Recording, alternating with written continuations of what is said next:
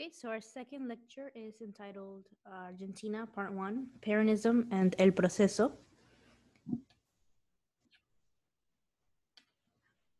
Our guided questions are: what was the Argentine context for the 1976 coup? Who were the major players and why did people support them? What is the national security state? What did the Proceso set out to do? And what factors contributed to the end of the dictatorship?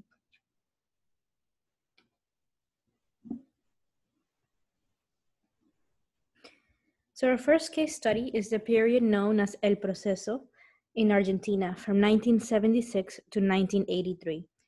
To understand this period, we must first learn the context of Argentina and its people, and the phenomenon of Peronism.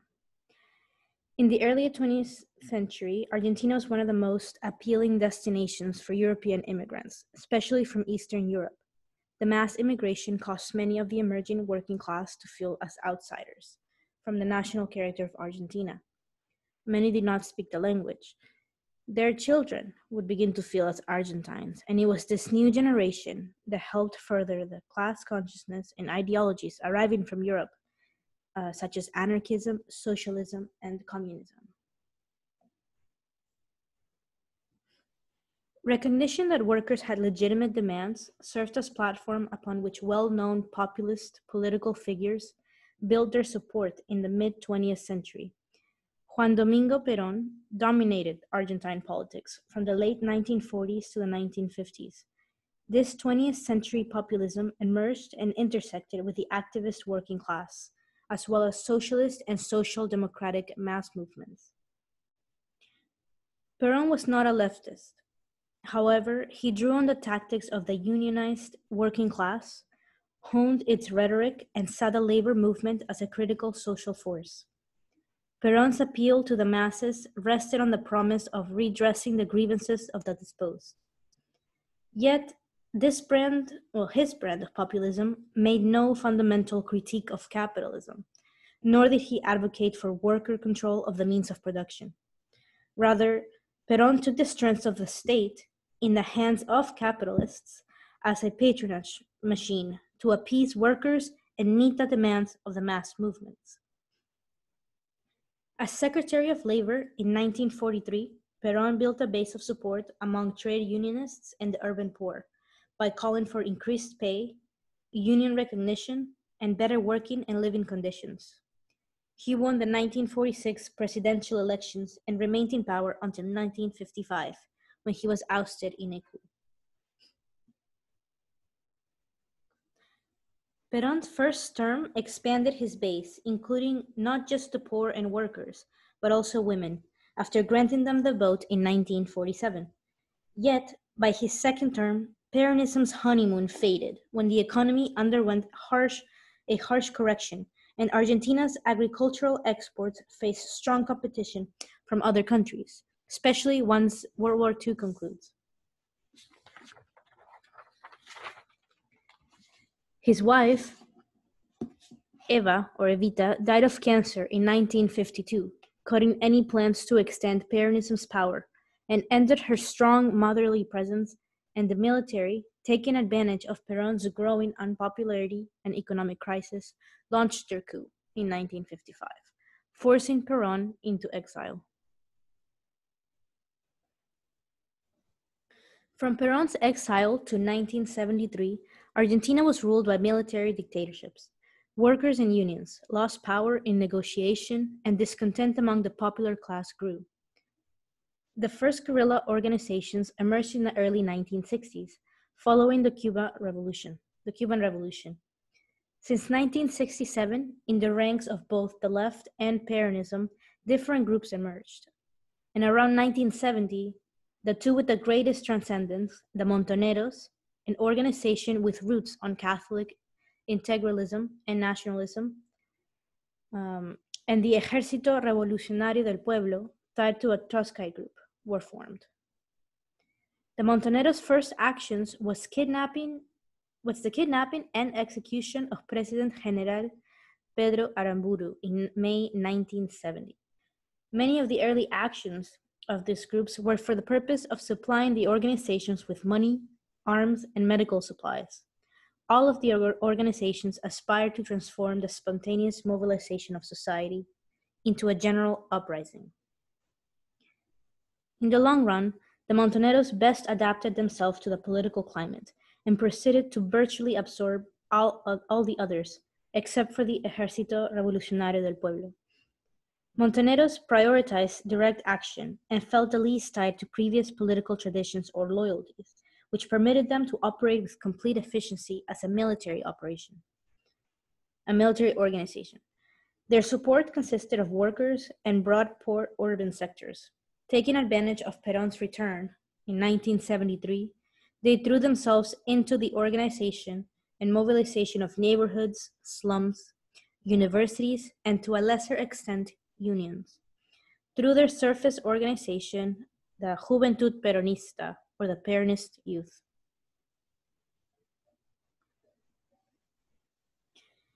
The military government aspired to mobilize the people, but finally recognized the necessity of a political solution to the guerrilla violence and general discontent. In March 1971, President Lanús lifted the ban on political activities for parties and called for general elections. The government created the Gran Acuerdo Nacional, or the Grand National Compromise, between the government and Perón, which consisted of condemning subversion, guaranteeing economic policy, respect for democratic norms, while also assuring that the armed forces remained with an institutional role, and an agreement of a presidential candidate. Perón, still abroad, established an electoral front with Héctor Cámpora, his private emissary, and he created the slogan, Cámpora to the government, Perón to power. The Peronist youth set the tone for the campaign, repeatedly stretching to the limit the terms of the agreement among the political parties, and constituting a true culmination of society's alienation with military power. Peronist triumphs with almost 50% of the vote. Just to be clear, Perón was not allowed to run, thus he used Héctor Cámpora, but everyone knew that Héctor Cámpora meant Perón.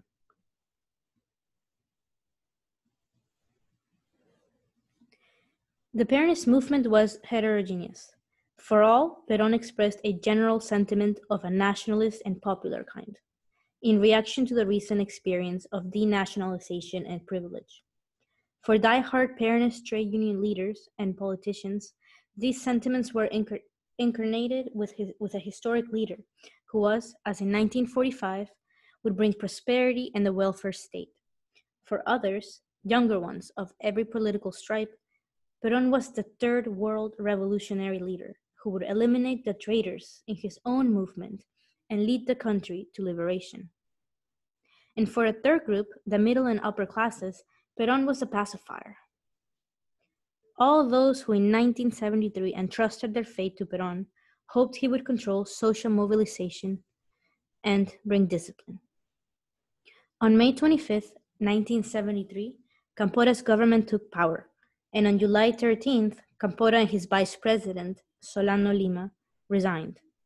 Perón's private emissary and social welfare minister, José López Rega, assumed temporary power, and in September 1974, new elections were held with Perón and his wife Isabel as president and vice president. They won with 67% of the vote. Perón ran on three basic premises: democratic agreement by the political forces, a social pact between business and labor, and a more centralized control of his movement. On June 12, 1974, Perón convoked a massive demonstration in the historic Plaza de Mayo, making a dramatic appeal for discipline to the various parts of his movement and threatening otherwise to resign. He slowly alienated the most progressive wing of his movement, the youth. The two branches of Peronism clashed. After Perón's death in 1974, the Peronist government under Isabel changed strategy. Isabel Perón threw herself into the task of building her own base of political power, surrounded by a group of stalwarts with little background in Peronism and headed by José López Rega. Isabel proposed to purge the government, place her friends and unconditional supporters in key positions, placing her friends and unconditional supporters in key positions. Lopez Rega's team caused an economic shock, devaluating the peso by 100%. The country's largest union directed a national strike against the Peronist government for the first time. Two predominant ideas were apparent. Those who remained loyal sought the old political style, authoritarian, vertical, anti-communist.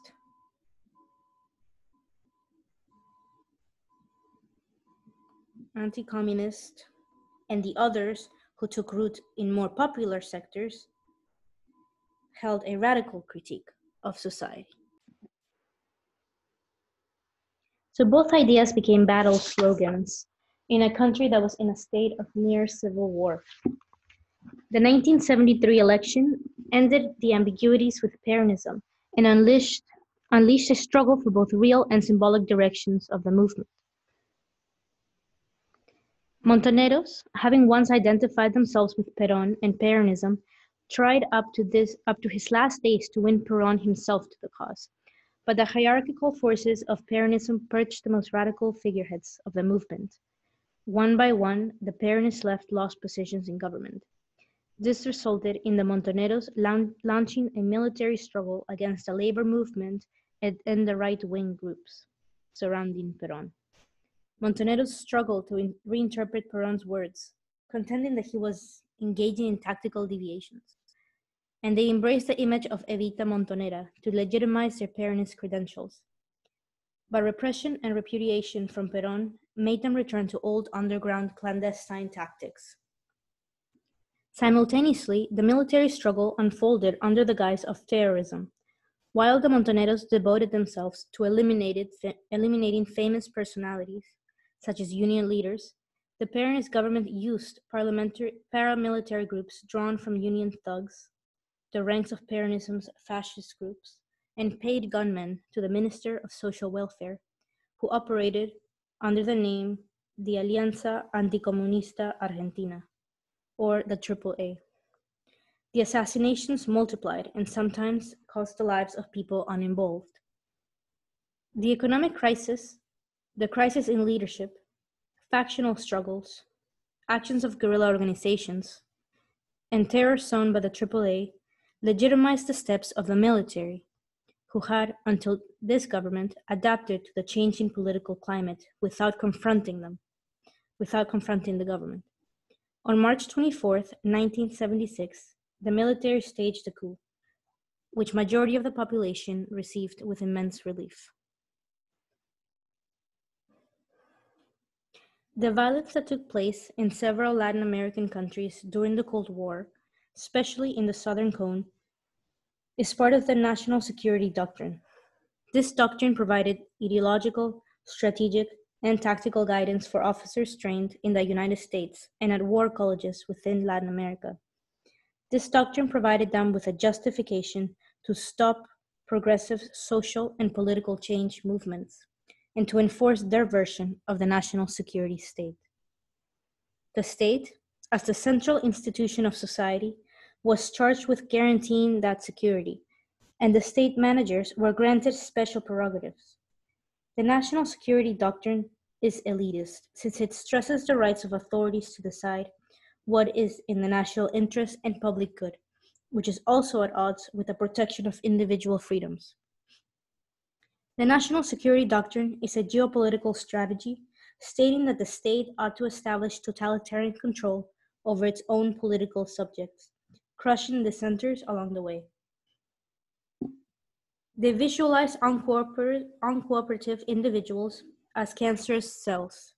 Thus, the state is situated in a hostile environment, and those in power are endowed with an unconditional form of authority. The national security doctrine strategy emerges from the premise that the Third World was in a permanent state of warfare.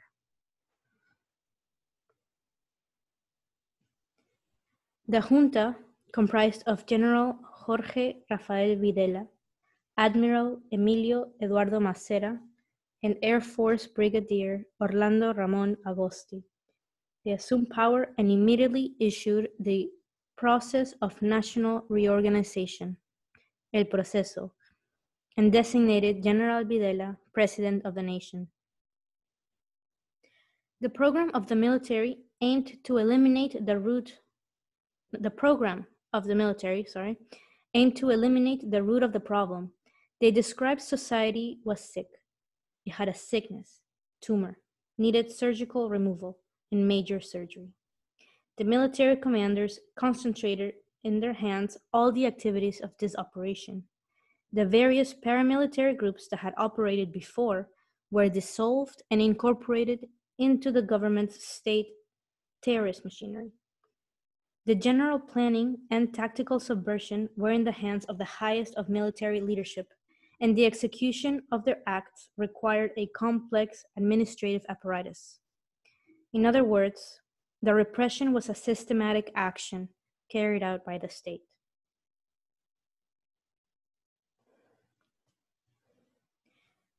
The acts of terror were divided into four principal moments: abduction, torture, arrest, and execution. Abductions occurred at a victim's home, with family as witnesses. Arrests also occurred at factories or workplaces. Such operations were realized in unmarked but well-recognized cars, the green Ford Falcons.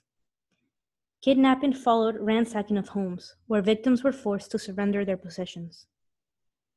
This was followed by a systematic and prolonged torture, including tactics such as the electric prod, sexual abuse, physical torture of indefinite durations, combined with psychological torture. In principle, torture serves to extract information and reveal names, places of residence, and planned operations of the guerrilla organizations. But more generally, it serves to break the resistance of the abducted persons, to annul their defense, to destroy their dignity and humanity.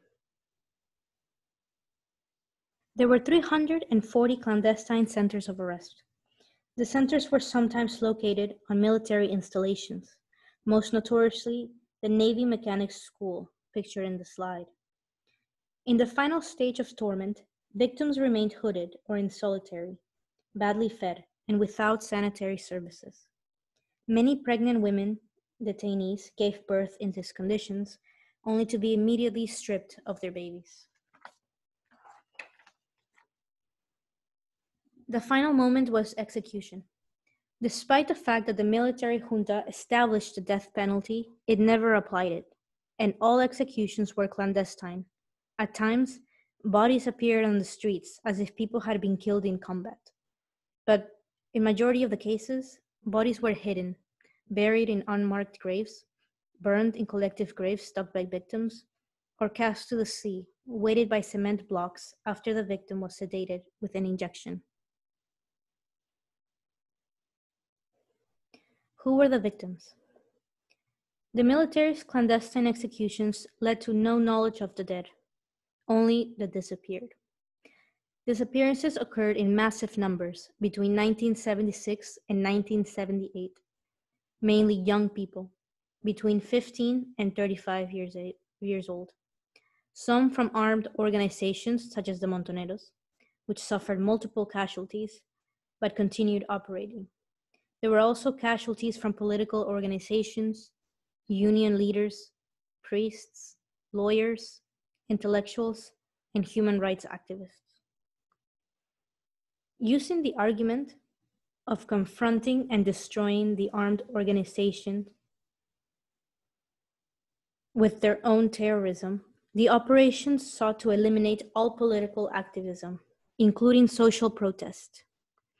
Argentine historian Luis Alberto Romero has pointed out that the objective was to reach the living, the whole society, that before undertaking a total transformation had to be controlled and dominated by terror and by language. Parties and political activity was prohibited, as were the labor movement and the trade union activities, and there was censorship of the press.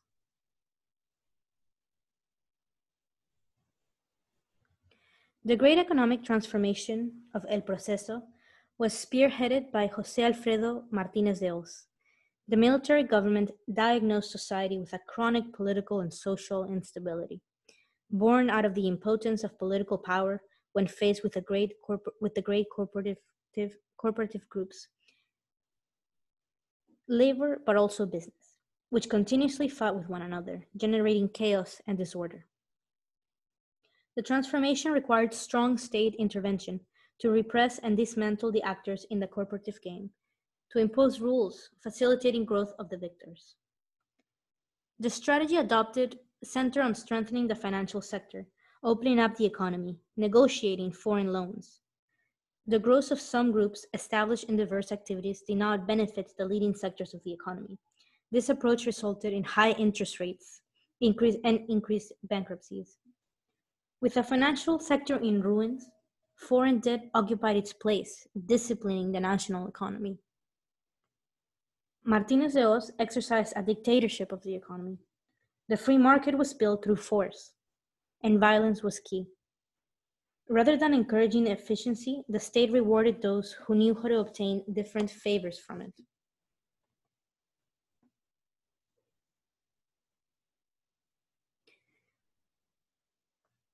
Terror ran throughout society. Everyone became isolated and defenseless against the terrorist state. This paralyzed society created a culture of fear. Some left for exile, but majority of the population justified the little of repression that simply could not be ignored with the argument that they must have done something wrong, or took refuge in a deliberate ignorance of what was happening in sight of everyone. Many appropriated and internalized the state's actions, conducting self-censorship and spying on one's neighbors. El Proceso attempted to eliminate all remnants of Peronism from Argentina. And logically, one of the most impacted groups was labor. Repression affected rank-and-file militants, top-ranking militants, principal factories were occupied by the military, collective bargaining and the right to strike were eliminated, and unions lost control over their welfare activities. The military government never managed to arouse enthusiasm or garner explicit support among society. However, it attempted to exploit dark nationalistic sentiments, hosting the 1978 World Cup. Argentina's highest officials attended the matches, with Argentina winning.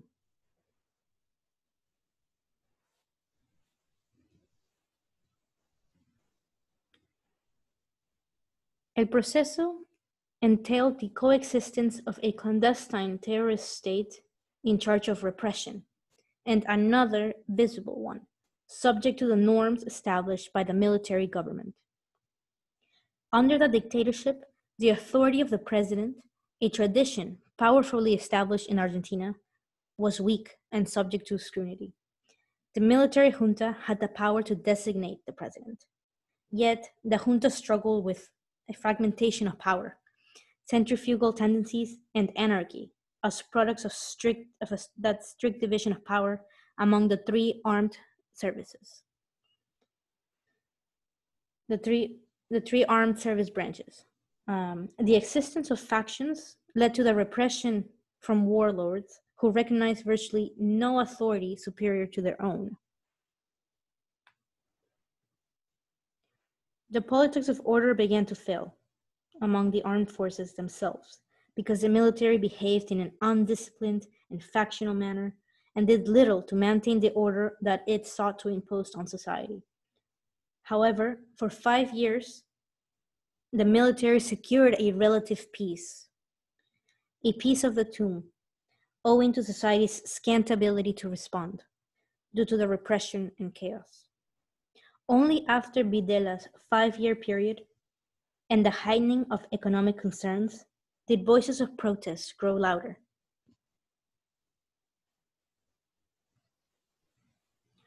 Another key actor in the Cold War Latin America was the Catholic Church. The position of the Church in Latin America was not homogeneous. Since 1967, the Third World bishops proclaimed their overriding concern for poor people. for their material, not spiritual problems, as well as for the necessity of becoming actively involved in social reform and assuming the consequences of commitment. Liberation theology adapted the church's traditional message to the conflict of the hour, affirming that the violence from below was a consequence of the violence from above, and condoning crossing the boundary, increasingly narrow between denunciation and action. In Argentina, the liberation theology became most associated with Peronism. The Third World priests also facilitated the incorporation of young people into politics and activism, deriving from education in religious schools. Montoneros were among those influenced by the doctrine. During the dictatorship, the official church initially adopted an obliging attitude to the military government, and the government awarded collaborating bishops with personal favors. There were some exceptions, such as Bishop Enrique Angel Angelini, who was murdered for publicly condemning the dictatorship. However, the church refrained from criticism and justified, in a barely disguised manner, the eradication of so-called atheist subversion. Only when the military weakened did the church propose renouncing the direct involvement in social and political questions while devoting itself to evangelizing and reestablishing lay participation in church ritual.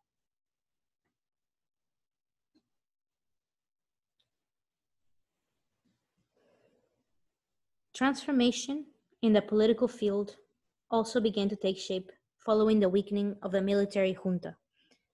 The political proscription created in 1976 ended in 1981, leading to a political opening. The government called for rightist parties to establish a pro-regime party, while Peronists and radicals formed smaller parties, resulting in the Multipartidario, a conglomerate willing to challenge the regime. Since 1980, the leaders of El Proceso discussed the question of an exit from power. They were concerned about the economic crisis, their isolation from society, and adverse foreign opinion.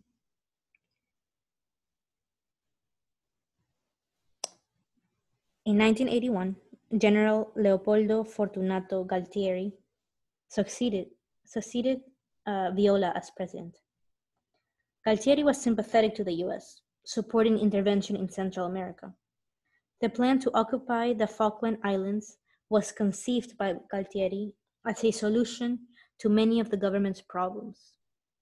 The Falkland Islands were disputed South American Atlantic islands, originally belonging to Argentina until they were occupied by the British in 1833. There was a national consensus on the principle of Argentine sovereignty over the islands, though not on the means of how to regain them. In the eyes of the junta, the military action would unify the armed forces behind a common objective and would return legitimacy to the regime.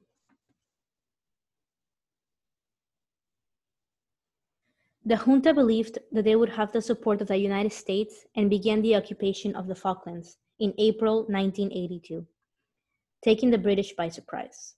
The action counted with the support of Argentine society, including ethnic societies, sports clubs, unions, political parties. The military gained a political victory. The victory was short-lived. Great Britain, under Margaret Thatcher, adopted a hardline response.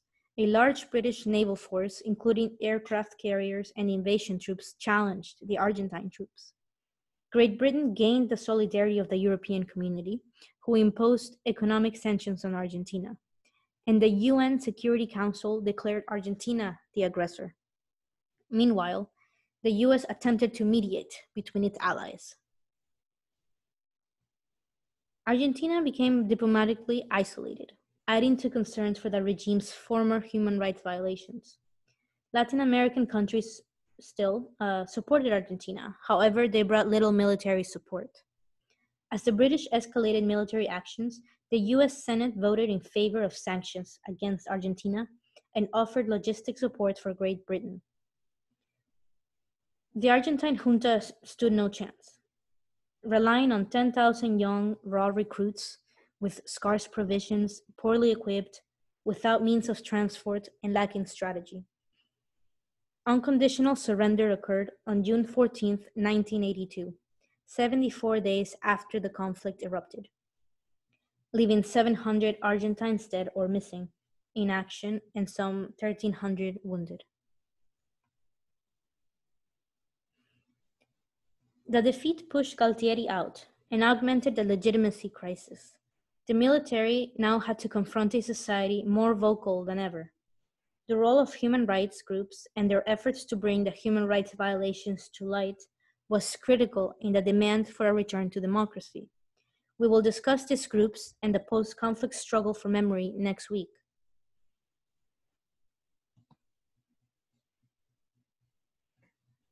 Just to conclude, go back to the guided questions and see if you're able to answer them. So what was Peronism? What was the Argentine context for the 1976 coup?